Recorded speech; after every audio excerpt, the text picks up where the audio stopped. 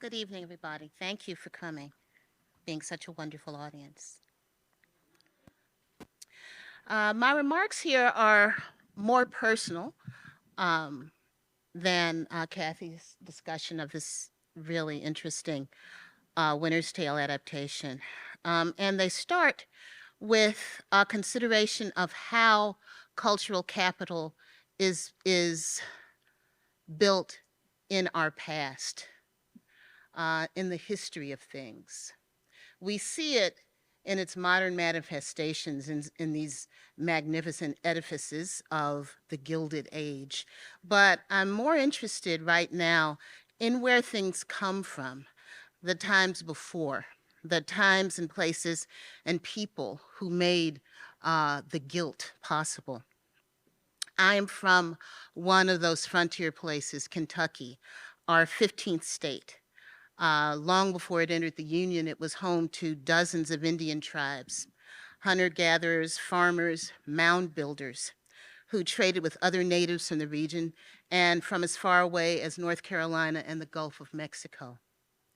The names of these tribes who lived in old Kentucky, what is now Kentucky, have been borrowed in Louisville, where I live now, my hometown, borrowed for the names of high schools and public parks and golf courses and residential streets and small businesses all over town. Shawnee, Chickasaw, Cherokee, Osage, Wyandot, Iroquois, Algonquin. The living descendants of these native people can be found all over the state. But what I find myself more interested in also is how their ghosts live just as fully among us. The ghosts of the real people alongside the uses to which the idea of those real people has been put. Another kind of history, the history of the white people who settled in what is now Kentucky, is the kind of history that we grew up being taught in our schools.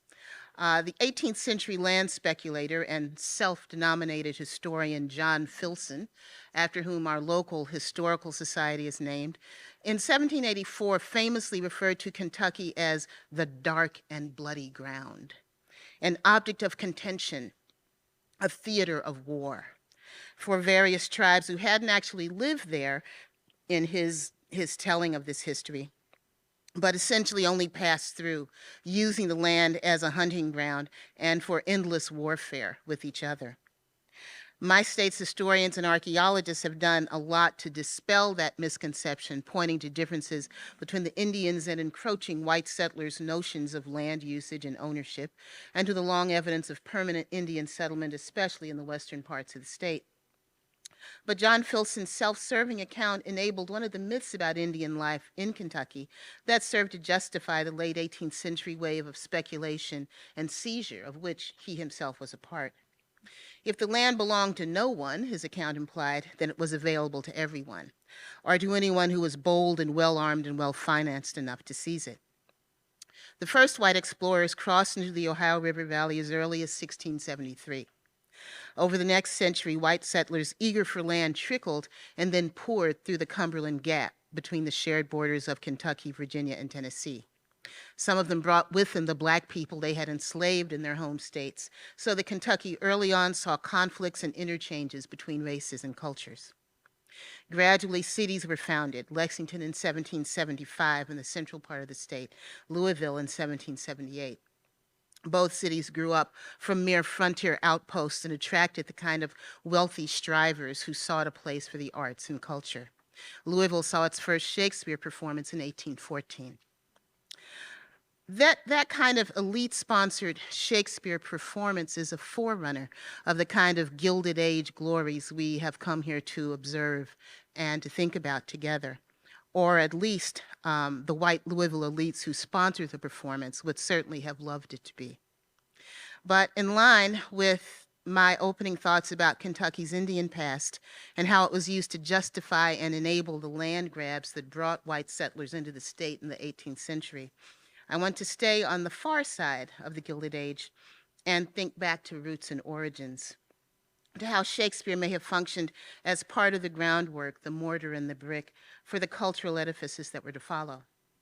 I think in terms of those founding legends, the ones white settlers told themselves about the Indians, and why dispossessing them wasn't really dispossessing them. I don't know if any of y'all are old enough to remember the TV show Daniel Boone with Fess Parker. Okay, so we grew up watching that. You know, Daniel Boone killed a bar. You know, so this was our early culture hero. Thinking back to the days when Kentucky was the frontier, and being a Kentuckian myself, um, when we would gather together, I think it was on Thursday nights, to watch Daniel Boone, somehow we would always end up thinking and talking about Abraham Lincoln at the same time. So our two great cultural heroes from the way we were taught in school were Daniel Boone and Abraham Lincoln. I think of him as he was, though, now in terms of cultural capital, which he didn't have. He was born into desperate poverty in what is now LaRue County, to two of those hopeful settlers, people who had come to the frontier hoping to be able to purchase land and put down roots. His father, Thomas, tried to make a living as a farmer, but he lost his small plot of land in a legal dispute in 1816 and suffered such a come down in the frontier world that he had to leave Kentucky and move to Indiana. His mother, Nancy Hanks, was probably illegitimate. Both of his parents were illiterate. After Nancy Hanks died when the future president was 9 years old, his father, Thomas, went back to Kentucky and found another wife, a widow named Sarah Johnston. She wasn't particularly well educated herself, but she recognized that her stepson was hungry to learn, and she offered him what encouragement she could. He remembered later in life that their household did not have many books. Robinson Crusoe, Parson Weems' biography of George Washington, Pilgrim's Progress. They had some of Aesop's fables, and they had the King James Bible, whose rhythms and syntax we can hear in his own magisterial prose, our first great Southern writer. His library at his death, Lincoln's library, included a well-worn edition of Shakespeare's plays. Interestingly, the Kentucky Shakespeare Festival is going to be performing Hamlet, like a reduced version of Hamlet, at the Lincoln birthplace in Hodgenville later on this summer. Of his copy, of Lincoln's copy of Shakespeare, he's got lots of marginal notes about Hamlet. You know, so make of that what you will.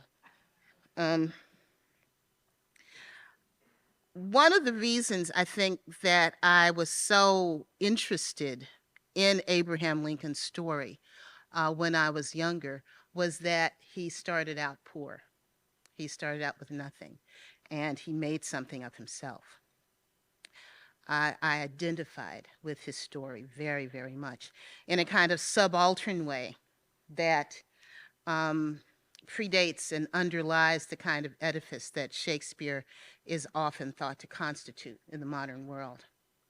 I grew up in a family of strivers, people who wanted, my parents wanted something better for us than they had had for themselves.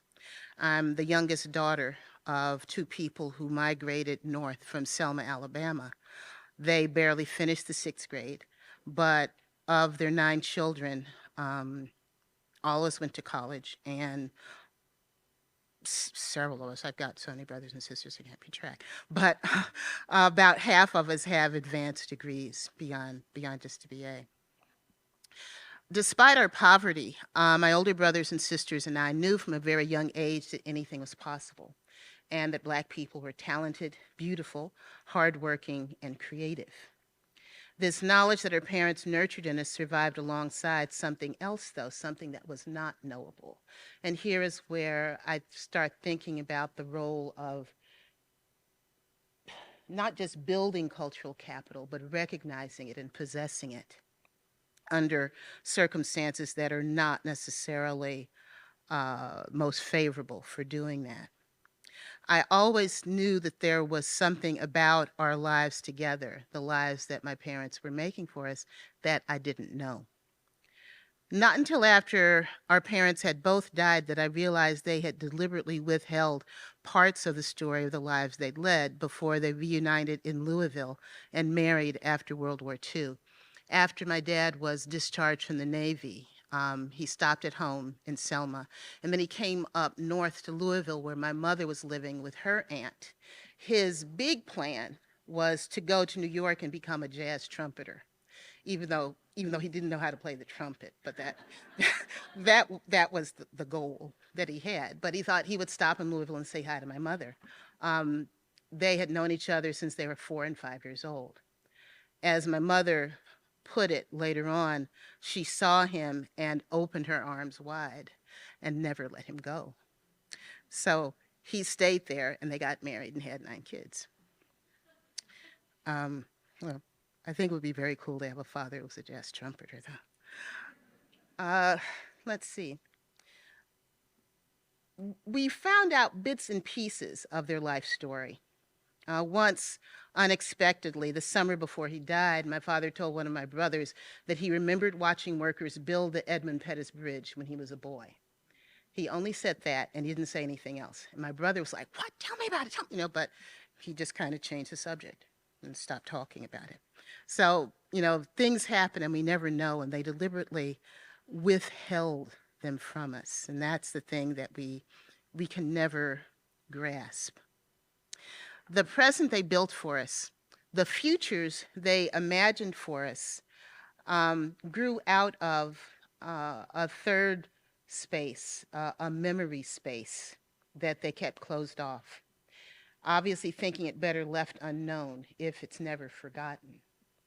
I think now that this sense of a secret history, something that was once openly known, but that was now relegated to a mutually agreed upon silence, has led me to my work as much as my family's encouragement did.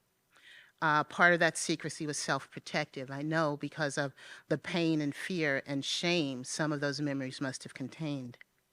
But I also find myself wondering now if some of that blankness hasn't also been intellectually generative, as I trace the path of the girl I was to the adult scholar that I've become. So it seems to me that the process of not just claiming cultural capital, but making cultural capital comes out of this past of erasure and forgetting and re-narration. If the people who advertised Daniel Boone to us were able to make a story about Kentucky's past, so too were we able to make a story about Kentucky's past from our little house in Louisville, 11 people in one bathroom. I tell my daughter about that now, and she looks at me like, stop lying. But it was the truth, and it was fine. It was, it seemed what was normal to us. One of my very earliest memories there was climbing up on the one bookcase that our house contained because I wanted to get my older sister's high school literature anthology because it had Macbeth in it. And so I was climbing up on the bookshelf and I was trying to get that big book on the top shelf, and I pulled the whole bookcase over on myself. So I was like, overwhelmed by the weight of my search for Shakespearean knowledge from the time I was a little girl. That process of wanting Shakespeare and being fascinated by him and feeling just as qualified as anybody else. In fact, not knowing that I wasn't qualified to be a Shakespeare reader was the thing that is empowering. That's the process that I alluded to earlier of making cultural capital. Not taking it, but making it yourself. Recognizing yourself as a maker, as a creator of value, as someone who's capable of creating value.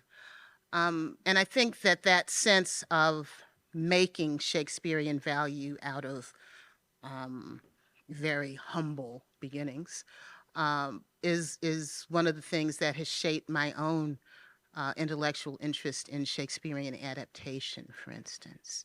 All of these people taking hold of the Shakespeare text and reading it in the now and working back through their own memories to make him what they think he should be, to make this story turn out the way that it should in the future. Um, One other thing I wanted to say was that we have a good family friend of ours who is a sculptor, a guy named Ed Hamilton. And one of his big public commissions in Louisville was to make a big seated statue of Lincoln to go on the city's waterfront. And so he was really honored to receive this commission because, like me, Ed had grown up with, legends of Abraham Lincoln and Daniel Boone as our great Kentuckians. It says on the license plate for Illinois that Illinois is the land of Lincoln. Don't believe that. Illinois is where he went to become a railroad lawyer. Kentucky is where he was born and shaped. And so it was a real honor for Ed to get the chance to make Lincoln for public consumption in the here and now. And so he took the things he grew up hearing and thinking about Lincoln as he wanted to make this statue of him.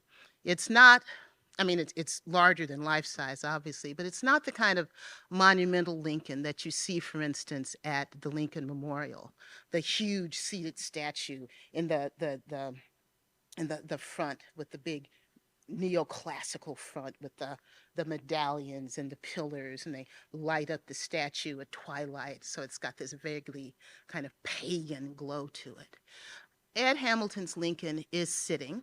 He's got a book on one knee, and he's marking his place in the book with his finger because he doesn't want to lose the place, but his other hand is extended. And so if you go and look at pictures that people have taken of themselves with this Lincoln statue, all kinds of people are taking pictures of themselves shaking Lincoln's hand, sitting in his lap, sitting between his legs, kids climbing up on his face and feeling his eyebrows and his nose. So it's a statue that people feel welcomed by. And it's really exciting to me to look at this monument as a way of claiming capital, of going back to the past and remaking it and making it turn out the way that we want it to be. He chose phrases from several of Lincoln's speeches to be carved on the steps around the statue, with malice towards none and charity towards all. So what Ed wanted to do was to make a Lincoln that was like us, that wasn't the monumental Lincoln, that was a poor boy who grew up and made good and wanted to bring people along with him. So that to me is an example of what is possible when we go back to the past and reimagine the sources of cultural capital and reimagine the definitions of cultural capital and learn to see ourselves as makers of culture. I'm certainly not here to denigrate any of the magnificence that turn of the 20th century Buffalo possessed, the way that people wanted to memorialize their love for their city here. But I am suggesting that that process can take many, many, many guises. And I am suggesting that you don't have to be rich to be a maker of culture. The work I'm most engaged in now, and this is where I'll finish up, takes me back to this contemplation of the past very much, and that is working on Antony and Cleopatra. And I'm almost afraid to start talking about it because it's like sometimes I start and I can't stop. But the thing that jumps out at me as I look at these pages, these digitized pages from my copy of the first folio that I'm using, I see Shakespeare himself, a person from not a glamorous background, a person from the country and not from the big city, a person who didn't have a university education for whatever that's worth. And I see him in the act of making culture, imagining and animating his vision of Rome on stage.